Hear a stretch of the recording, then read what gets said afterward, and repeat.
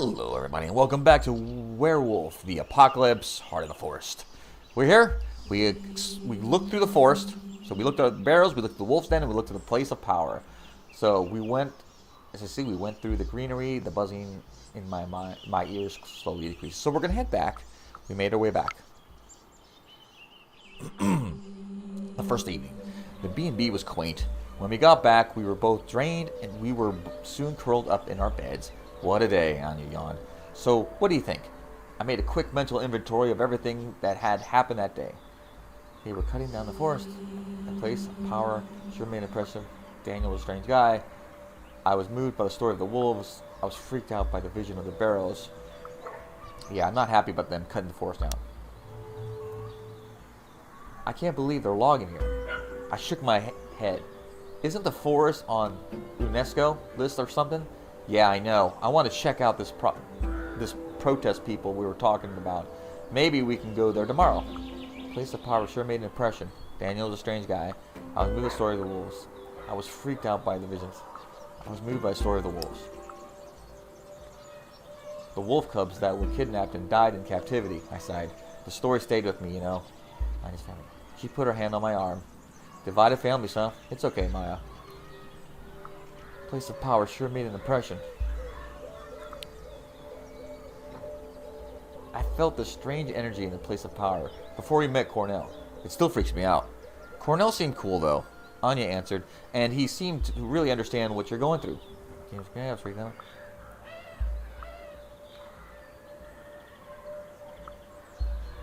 Yeah, Daniel was a strange guy. There's something strange about the forest guide.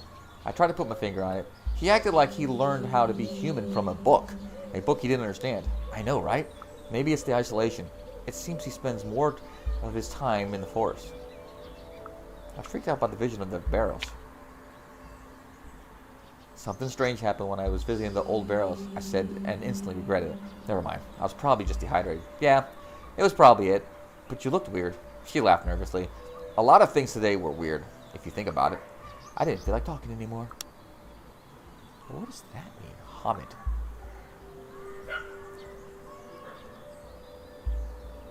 You know what? I'm seriously tired. Let's call it a day, shall we? Soon we were both in our beds, ready to sleep. I was tired, sure, but also excited. The excitement isn't the best for sleep. I lay there for a while, thinking about everything that had happened and might happen next. The wind from the open window lapped over my skin as I watched the silver rectangle painted on the wall by the moonlight. When I closed my eyes, I could see the weird vision I had that day. My roots were here. I could feel them, almost touch them, and they were reaching to me. I felt closer to get another willpower point. Hint, I should go and see the logging protest. All right. I felt that the answers I was looking for were within my reach. I should go and see the logging protest, find Cornell, and make him talk. Make him talk? Okay. After a long while, all these thoughts became blurry. They slowly started to turn into pictures, sounds, and colors. I drifted off. A night in the woods. In a big city, old men sit in leather chairs, lazily enjoying their ever-growing wealth. They watched that. On flickering screens, they watched me. I feel the excitement rising deep within my stomach, then throughout my whole body. I'm a weapon. I am a razor-sharp knife. I'm a sword. I'm a gun waiting to be fired. I'm asleep for now, but soon someone will use me, and I can't wait. I feel a pull. I feel a pull, and I surrender to it. I'm pointed toward a clearing. There are piles of fresh corpses of people who died too young, skinned, and mutilated. Their loved ones stand around them, grieving, unable to do anything, waiting. And suddenly, they were just trees and tree trunks. I howl. Inspiring. I look at the moon and howl. I howl. The trees are dead, and I'm the only one left to sing their story. There's a stench in the air, like meat rotting on in acid. But somehow worse. I see the monstrous army. Their mandibles are whirling chainsaws.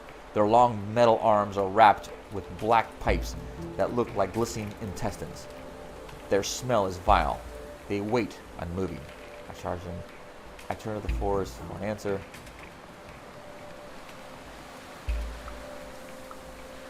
Death Yes, I pay my respects to the dead. I go to the dead trees, kneel next to them. Words come to me in a language that I don't remember, but that I know. Words about revenge and death and sacrifice. And then my voice tells me to look at the sky. There, between the stars, two shapes circle each other.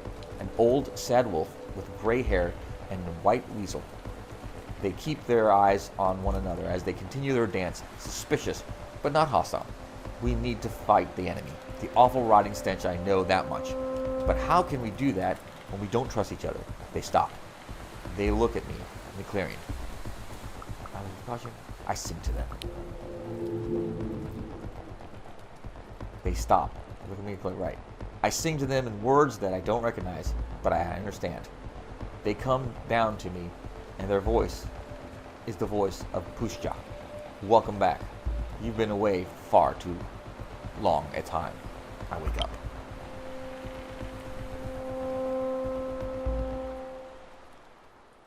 Chapter 2. Logging. Let's start the chapter. The day after. The next morning was full of sunshine and birdsong. I could smell the heat of the afternoon building, those long, honey-like hours in the late June when the earth isn't tired of its own warmth yet. But it was crisp and pleasant now. I got up. I sat on my bed for a moment, letting my feet dangle from it. I wasn't sure how I felt. The weight of the previous day held coiled up somewhere in my chest, and it felt like a tiny merry-go-round gaining speed. And there was a dream. Then I remembered the dream, the clearing, the animals, and the night sky waiting for me. I took a shower, ate something without really paying attention, and went out. Oh, Anya joined me. There's a lot of freaking chickens going on. Alright, so let's go to the forest, the logging site. It says we were halfway through the forest when I realized we were walking towards the logging site.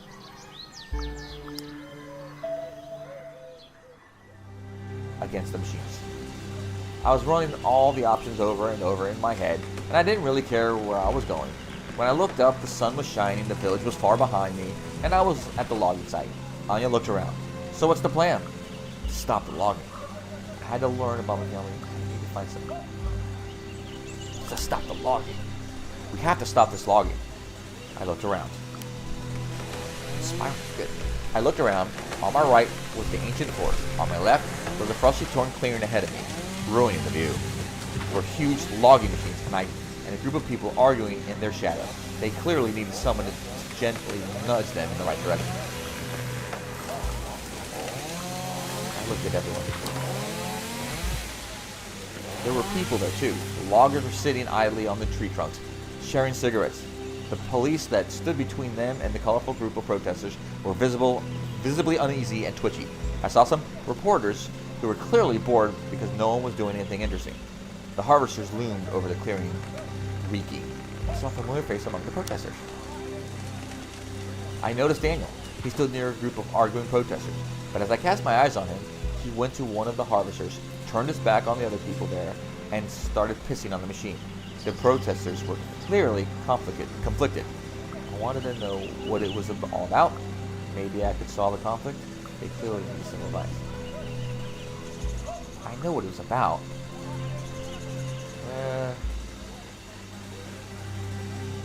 I don't want to do. I want to know what they're all about. Yes. Inspiring. The protesters were clearly conflicted. Curious about the reasons for it all, I approached the protesters. One of the police officers, young and nervous, said something I didn't fully understand. I ignored him. I let Anya handle it.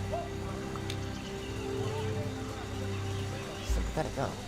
Anya flashed her best smile and flooded him with Norwegian. He smiled back. Oh, he said, you're one of them. And then he let us go. Then I noticed someone joined us. And then I noticed that someone used the commotion to sneak with us past the police. The girl was disheveled, bleached out hair. Don't worry, she patted the officer on the arm. It was an awful pickup line anyways. He recoiled. You shouldn't touch me, ma'am. I smiled. I smiled at her and wanted to say something, but I was interrupted.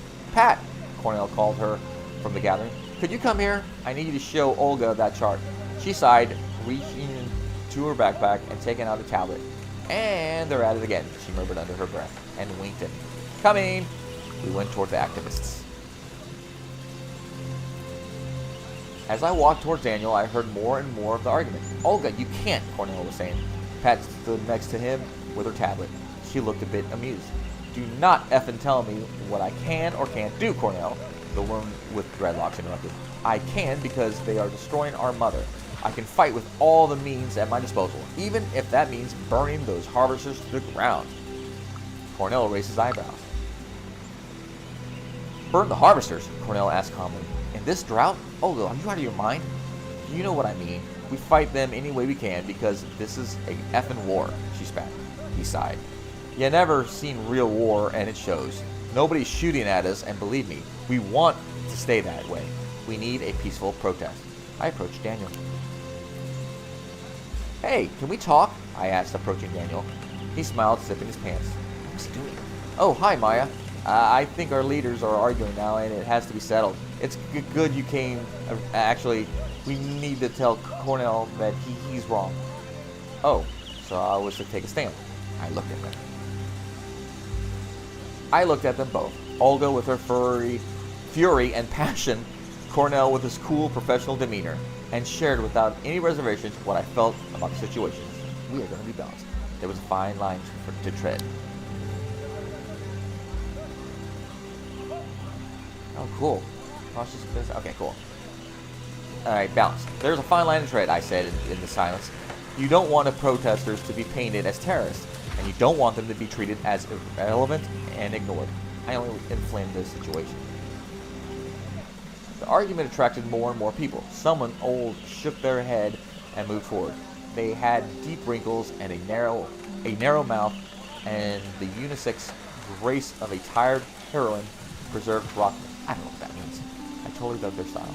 They looked at a place. I totally dug their style. They had shoulder-length, disheveled hair, a clean-shaved and eyes highlighted with eyeliner, bright blue nails, heavy army boots, a red skirt, and a tank top complemented the look. And pins, lots of pins, all kind of LGBTQA plus flags, anarchist and pacifist symbols, and I think some German band stripes. I observed them curiously. Olga, darling, you know I love you, but Cornell really knows what he's doing. Please trust me on that one. They talked to Olga, but kept glancing at me as if to check how I reacted. F off, Kim. You didn't even trust me enough to come here on your own when I asked you to. There was a woman at Olga's side. Next to Olga, there stood a woman, and she was the most beautiful person I've ever seen. I could tear my eyes. I couldn't help it over here.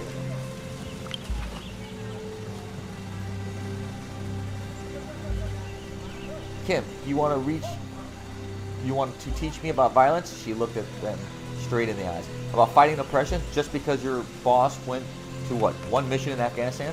Her Polish was peculiar, kind of mellow. Cornell winced. Lisa, leave Kim alone. He didn't know what to say, and it seemed that the whole discussion would be derailed. Maybe it was for the best. I didn't let that happen. Hey guys, the forest, I said. The logging, the protest. Olga unclenched her fist. Cornell looked back at her and chuckled softly. He almost punched me. The conversation was over, at least for the time being. Cornell, together with his cronies, walked toward the reporters while Olga went back to the group of people standing in the shadow of an old oak tree. I looked at the forest. Pushka, Smith. I looked at Pushka. The clearing full of felled trees was like a gaping, bleeding wound in the chest of a friend. My resolve strengthened. Oh, good. Oh, man. I came here to stop the logging, and after seeing what I'd seen, my resolve only strengthened. Yes, just like Olga said, Anya nodded, excited. What they're doing is unforgivable. We have to fight. I looked at one group, I looked at the other group. Alright, so we're going to stop here. The logging site. The harvesters were dripping with black oil, and the forest stood tall, serene, and full of golden light. It looked like it could protect itself. And then I looked at the felled trees, dead, limp, helpless. So we'll leave it here, and then we'll come back. So I'm not sure which one I'm going to do. I'd probably go over here, but I don't know. So Olga's very hot-headed. Cornell's very cool, can't collect. So we'll see in my next episode what I do. I don't know if it's going to make a difference if I go here or here. If I go here, it'll eliminate this, or if I go here, it'll eliminate that. So we'll find out soon enough. And hopefully I get just a little bit more power, a little bit more rage. So thanks again, guys. I really appreciate you watching. Like, follow, subscribe, do all those wonderful things to help me out. I really enjoy doing this, and I hope you enjoy watching and listening. So thanks again, and until the next time, I will see you here on another episode of Werewolf, the Apocalypse, Heart of the Forest. Bye-bye.